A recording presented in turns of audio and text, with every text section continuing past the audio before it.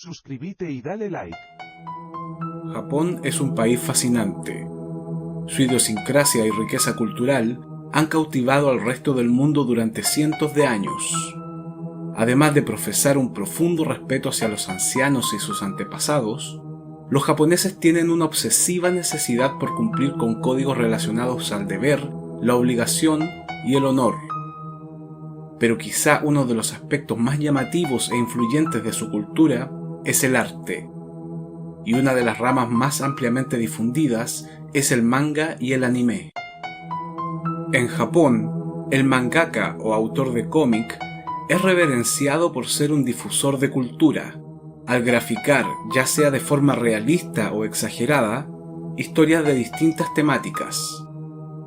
Debido a la gran popularidad del manga en Japón, existen diversos tipos de público y se clasifica en función del segmento de la población.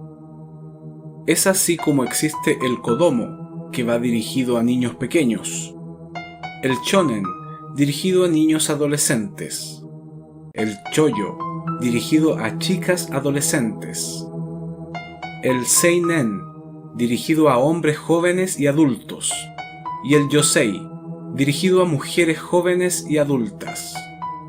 Incluso existen mangas con contenido pornográfico explícito denominado hentai. También se pueden encontrar mangas yaoi, orientados a varones homosexuales, y yuri, los cuales se centran en relaciones lésbicas. Pero existe un subgénero bastante oscuro y del cual poco se habla, el eroguro. Esta es la categoría más polémica dentro del mundo del manga, la literatura y el anime, principalmente por mezclar lo erótico con lo grotesco y desagradable.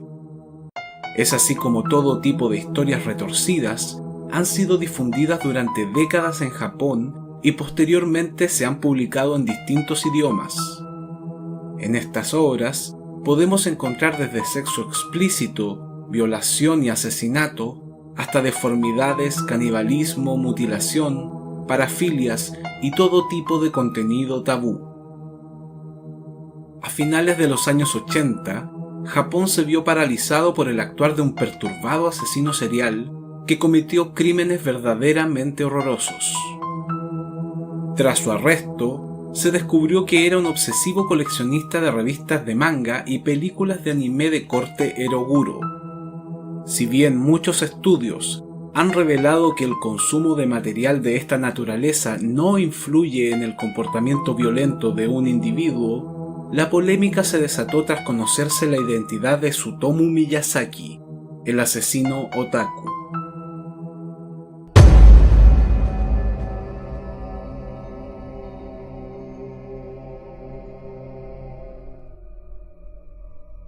Tsutomu Miyazaki nació el 21 de agosto de 1962 en el distrito de Nishitama, Japón. El parto fue complejo debido a que Tsutomu era un bebé prematuro, llegando a pesar apenas 2.2 kilogramos.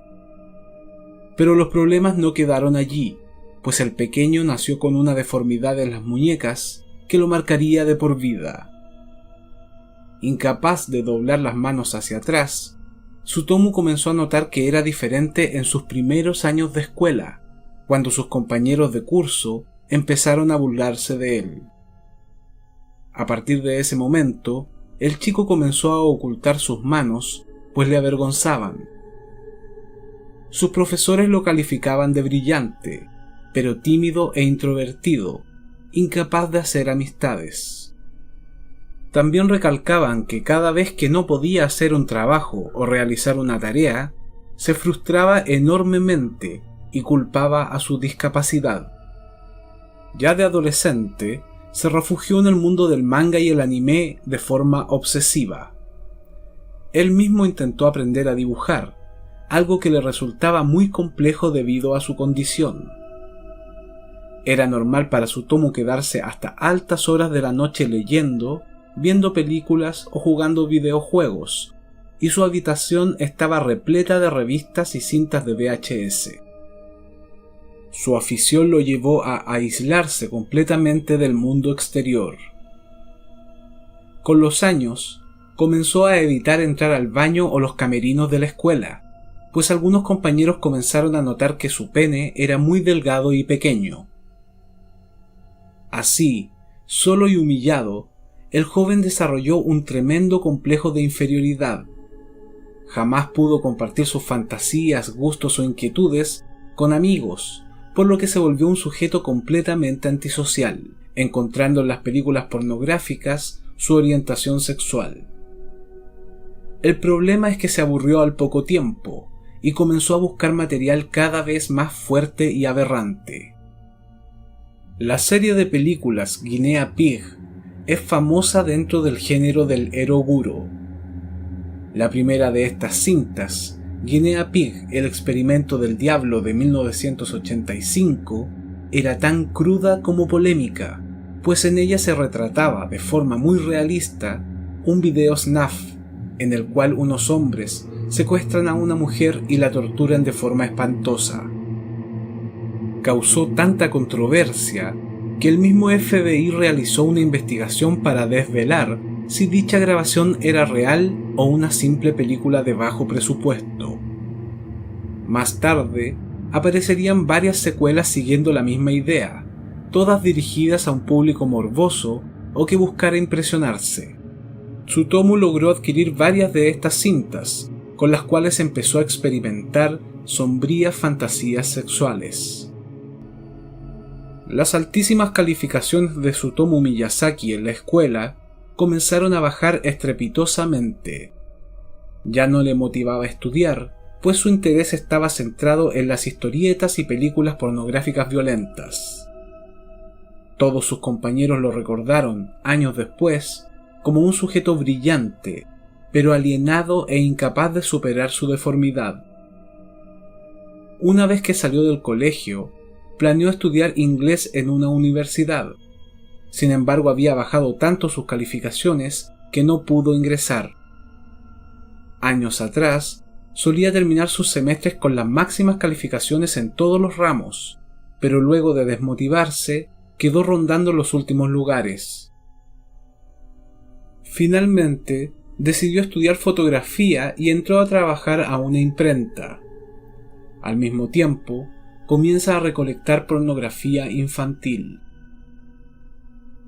Aunque la familia Miyazaki tenía un buen pasar e incluso influencia política en el Estado, Tsutomu se sentía muy solo. Sus padres eran sumamente trabajólicos y trataban de llenar los vacíos familiares con obsequios materiales o dinero. El mismo Tsutomu reconocería, años más tarde, que jamás planteó decirle a sus padres sobre el evidente problema que sufría, pues de seguro no le habrían prestado atención.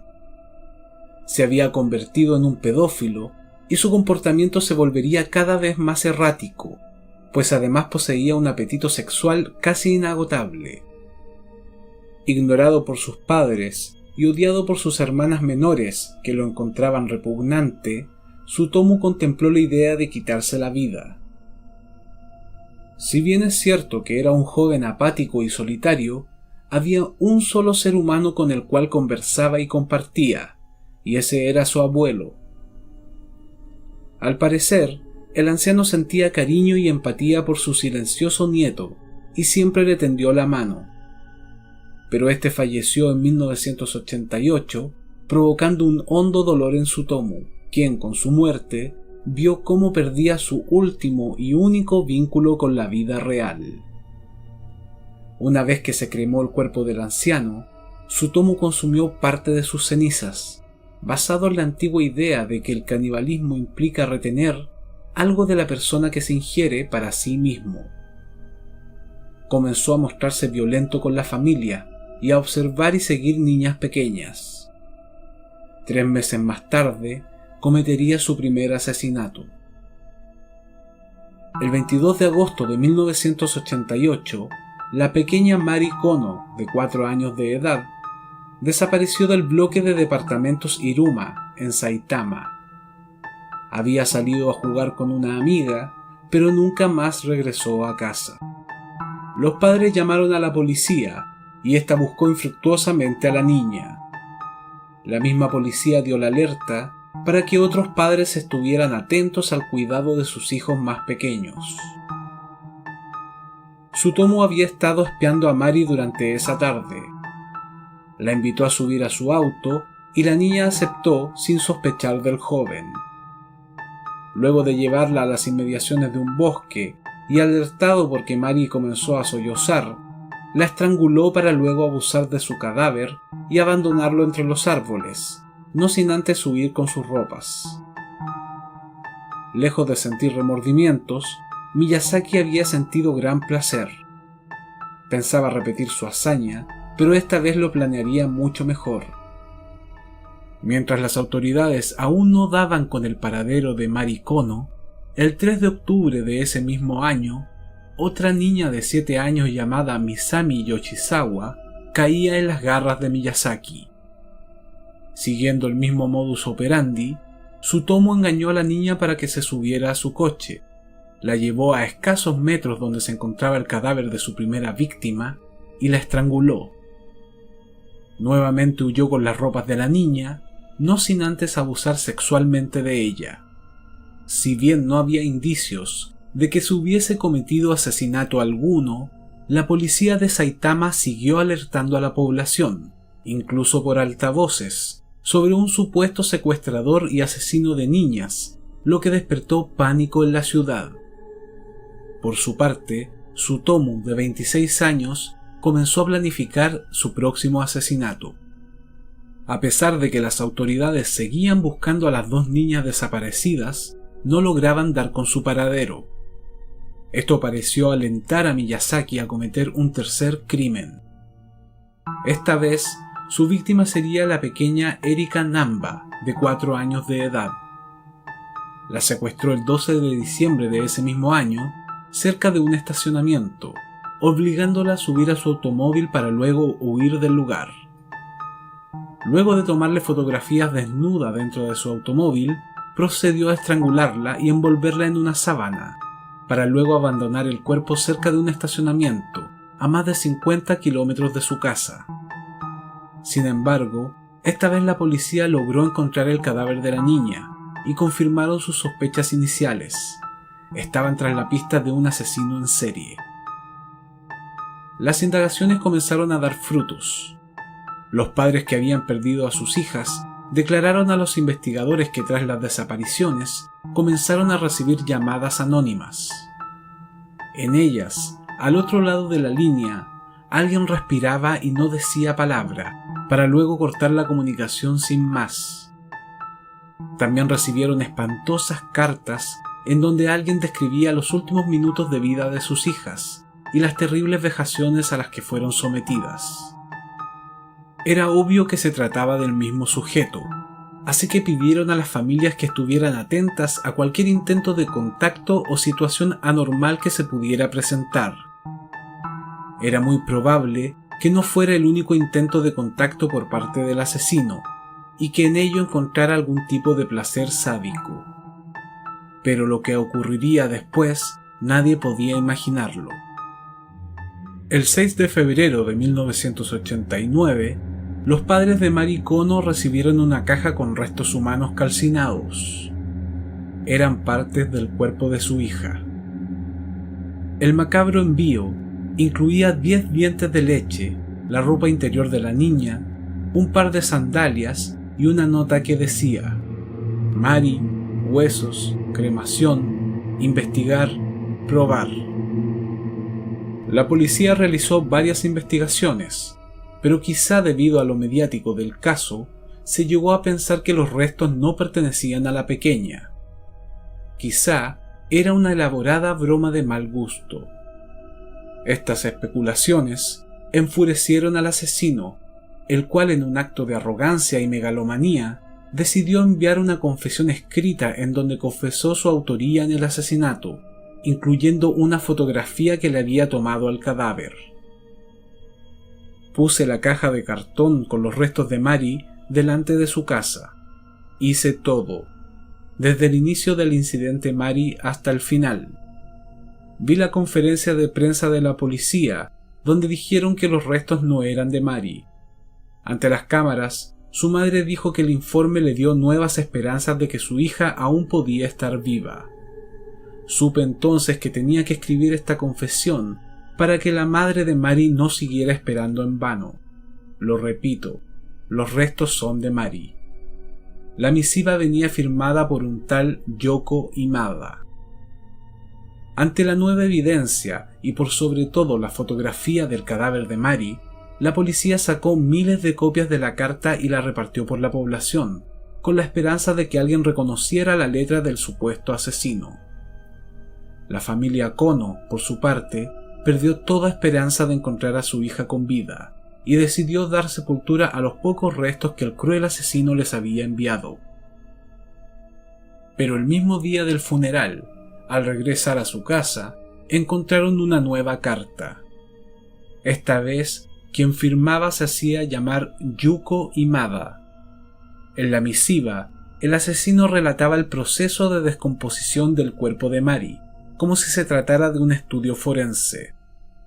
Evidentemente, Tsutomu estaba disfrutando de su rol como asesino serial, jugando con los sentimientos de la familia de su víctima y con la policía.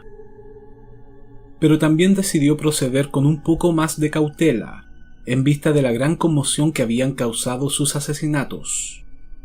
No planeaba detenerse, solo quería actuar a sus anchas sin ser molestado. Para ello, se vio obligado a bajar el ritmo de su frenesí asesino. Mientras la policía seguía con la ardua investigación sin llegar a ninguna conclusión, Tsutomu dedicó su tiempo libre a recorrer parques infantiles y tratar de engañar a niñas inocentes para que se dejaran tomar fotografías. Mientras lo hacía, aprovechaba de subirles el vestido y tomar capturas de sus partes íntimas. El 6 de junio de 1989, mientras intentaba fotografiar a una chica de 5 años llamada Yamako Nomoto, consiguió que ésta subiera a su coche y la raptó. Luego, cuando la niña le hizo un comentario sobre la deformación de sus manos, Miyazaki perdió el control. La estranguló y le propinó una tremenda golpiza hasta matarla. Envolvió el cuerpo en una sábana y la metió en el maletero del auto. Esta vez, sin embargo, no abandonó el cadáver, sino que se lo llevó a casa. Las fantasías enfermas del asesino estaban escalando rápidamente. Luego de fotografiar el cuerpo desnudo de su nueva víctima, se grabó masturbándose a su lado. A los pocos días, el cadáver comenzó a descomponerse, por lo que Tsutomu procedió a descuartizarlo. El torso lo abandonó en el baño público de un cementerio cercano. Quemó la ropa de la niña y otros restos los esparció por el bosque, a excepción de sus manos y uno de sus pies, los cuales devoró parcialmente. También bebió sangre del cuerpo, no sin antes abusar sexualmente de él. Tsutomu Miyazaki estaba consumando sus más oscuras fantasías, ligadas al vampirismo, el canibalismo, la pedofilia y la necrofilia. La policía tenía como prioridad nacional solucionar el caso lo antes posible. La desaparición de la última víctima de Miyazaki era la gota que había rebalsado el vaso. La sociedad japonesa no está acostumbrada a este tipo de criminales, por lo que la presión se volvió insostenible. Cualquier sujeto que se acercara de forma sospechosa a alguna menor pasaba a ser el posible asesino e interrogado. Miles de folletos informativos referente al caso de las niñas desaparecidas estaban circulando en la ciudad. El hallazgo de un torso de niña en los baños de un cementerio de Saitama volvió a encender la alerta. La policía sospechó de inmediato que se trataba de los restos de Yamako, lo que fue certificado por los exámenes forenses. Aunque no parecía ser el modus operandi del asesino que buscaban, nunca dudaron que se trataba del mismo sujeto. En los dos primeros asesinatos, el esquivo homicida se había mostrado cuidadoso y no dejaba rastros. A partir del tercero, comenzó a contactarse con los familiares de sus víctimas e incluso mandó cartas y partes de los restos para atribuirse los crímenes. Ahora abandonaba el torso mutilado de su última víctima en un baño público para que fuese encontrado rápidamente, en un claro acto movido por el afán de protagonismo. Era obvio que seguiría matando y que cada vez disfrutaba más de su rol como asesino serial. El 23 de julio de 1989, la suerte de Tsutomu se acabó. Mientras viajaba en su automóvil, vio a dos niñas pequeñas jugando en un parque. Se acercó a ellas y les propuso tomar algunas fotografías. Una de las menores huyó, y Tsutomu se conformó con acosar a una de las menores. Mientras la desnudaba e intentaba introducirle el lente de la cámara por la vagina, el padre de las niñas llegó al lugar, alertado por la chica que había escapado. Sorprendido ante la presencia del hombre, Tsutomu salió corriendo, dejando su coche estacionado cerca. Varias horas después, mientras volvía por su automóvil, fue nuevamente sorprendido, esta vez por las fuerzas policiales. Los cargos eran graves y se convirtió en el sospechoso número 1 de los 4 asesinatos de niñas de Saitama. Tardaría casi 2 semanas en declararse culpable. Durante la investigación, se allanó el departamento de Miyazaki y se encontró una enorme colección de películas violentas de anime y gore, entre las que se destacaban las polémicas Guinea Pig. Todos aquellos que no sabían de su existencia comenzaron a cuestionarse la influencia de este tipo de cintas en los jóvenes japoneses. Lo mismo pasó con los animes de carácter violento.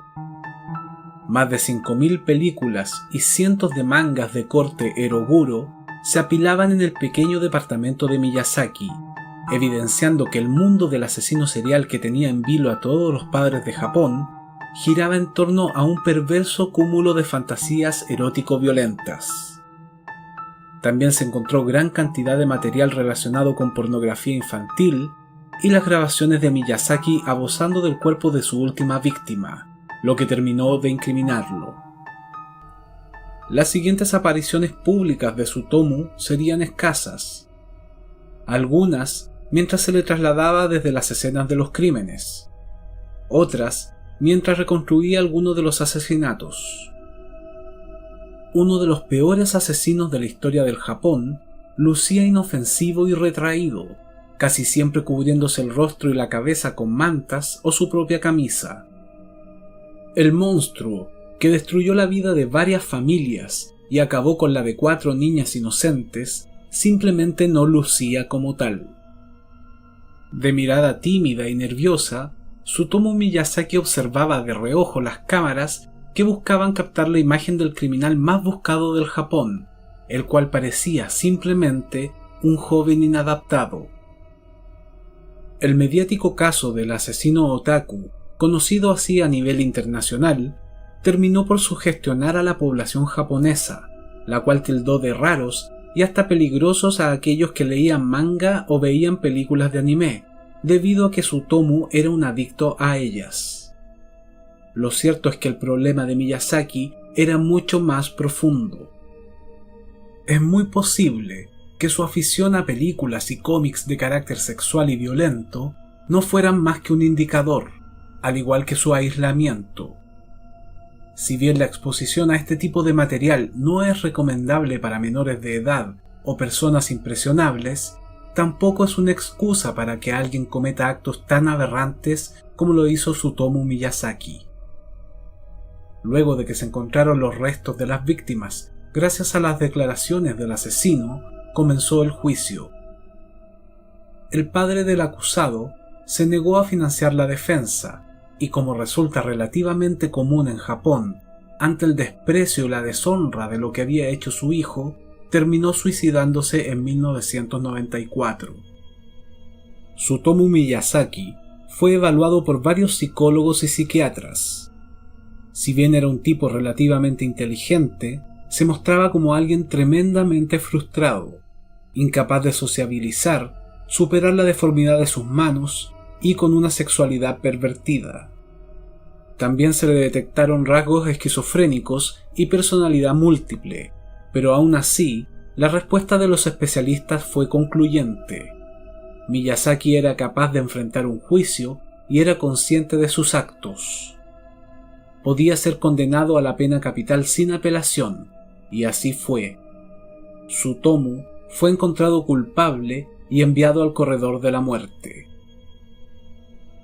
Durante años, Miyazaki trató de apelar y solicitar presidio perpetuo. No quería morir, pero lo que más le aterraba era la forma en la que debía ser ejecutado, que era la de ser colgado en la horca. Tras varias intervenciones legales, incluso pidió ser ajusticiado por medio de una inyección letal, pero la Corte Suprema denegó su petición en el año 2006. Miyazaki siguió perdido en su mundo de fantasías tras las rejas, leyendo manga y viendo anime a diario, pero esta vez bajo el estricto control de las autoridades carcelarias. Fue ejecutado en la horca el 17 de junio del año 2008, junto a otros 2 condenados a muerte. Japón es uno de los países con los más bajos índices de violencia a nivel mundial. Los asesinos en serie o los crímenes violentos son algo muy raro en su sociedad, y sin embargo no son menos atroces que los que se pueden observar en los Estados Unidos o el resto del mundo. Muchas son las críticas que ha recibido la industria japonesa, principalmente la relacionada con la producción de anime, manga, videojuegos y películas, debido a su elevado contenido sexual y violento, siendo objeto de debates y censura en algunos países más conservadores, sobre todo porque este material va a parar a las manos de niños y adolescentes de todo el mundo. Es así como diversas autoridades e incluso algunos psicólogos han embestido con fuerza en contra de este tipo de influencias, catalogándolas de dañinas y perjudiciales para la mente de los más jóvenes. Sin embargo, no todos los especialistas están de acuerdo con esta hipótesis.